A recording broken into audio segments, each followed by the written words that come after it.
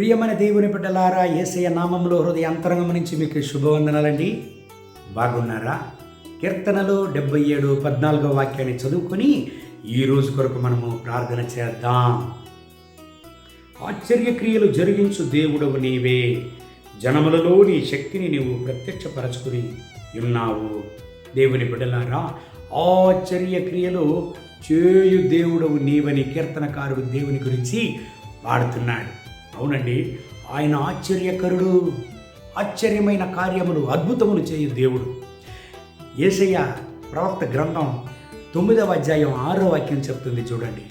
ఆయన ఆశ్చర్యకరుడు, ఆయన నిన్న నేడు ఎల్లప్పుడూ ఏకరీతిగా ఉన్నాడు.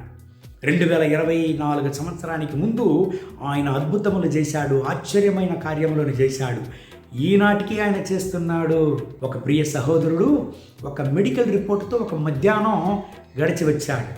నేను అడిగాను, ఎందుకు దుఃఖంగా ఉంటున్నారే, మీ హృదయంలో ఏదో ఒక దుఃఖం ఉంటున్నది, ఏమది అని అడిగాను. ఆయన ఒక మెడికల్ రిపోర్ట్ని చూపించి, నా భార్యను హెల్త్ చెకప్ కొరకు తీసుకుని వెళ్ళాను, ఎందుకు ఇంకా బిడ్డలు కాలేదని, కానీ డాక్టర్లు పరిశోధించి రిపోర్ట్ ఇచ్చారు, ఇక మీదట నీ భార్యకు బిడ్డలు పుట్టరు, ఆమె శరీరంలో కొద్ది సమస్యలు ఉన్నవి అని రిపోర్ట్ ఇచ్చారని ఒక రిపోర్ట్ ఇచ్చాడు ఆయన. వెంటనే దేవుని సముఖంలో ఆ రిపోర్టును అప్పగించి ప్రార్థన చేయడానికి ప్రారంభించాం. మా చేతులు ఆ రిపోర్టు పైన ఉంచి ప్రార్థన చేశాం.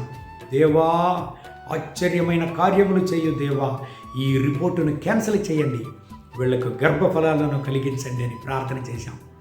ఈనాటికి దేవుడు 3 బిడ్డలనిచ్చి వాళ్ళని ఆశీర్వదించాడండి. దేవుని బిడ్డలారా, ఆయన ఆశ్చర్యకరుడు. నీ జీవితంలో ఒక ఆశ్చర్యమైన అద్భుతాన్ని ఆయన చేయను. కళ్ళు మూసి ప్రార్థన చేద్దామా?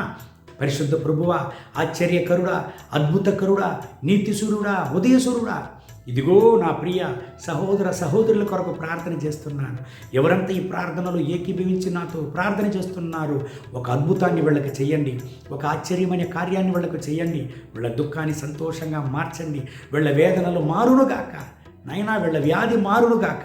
ఈరోజు ఒక ఆశ్చర్యమైన కార్యాన్ని వీళ్ళ జీవితంలో చేయండి. మీ అద్భుతాలను వీళ్ళు చూడడానికి సహాయం చేయండి నాయన. మహిమ ఘనత స్తుతి మీకే. యేసయ్య నామములో ప్రార్థిస్తున్నాము తండ్రి. ఆమేన్. ఆమేన్.